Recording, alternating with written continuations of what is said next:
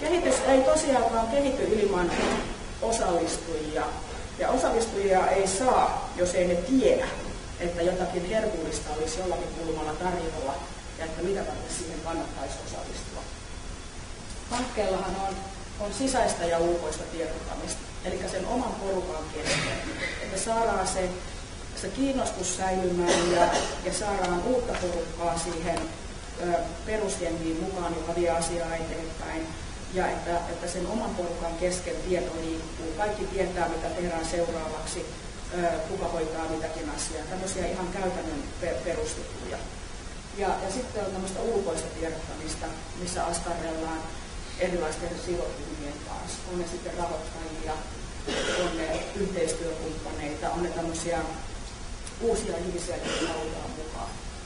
Ja niihin on vähän eri tapoja ja eri kanavia, millä tapaa ihmisiä saadaan kiinni. Että tavallaan kaikki ne, jotka osallistuu hankkeeseen, niin voi jollain tapaa kertoa siitä eteenpäin.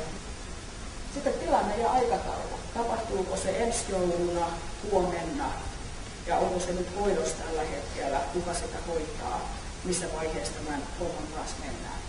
Kannattaa kerrata kielioppia ja välttää jotain tiettyjä sanoja.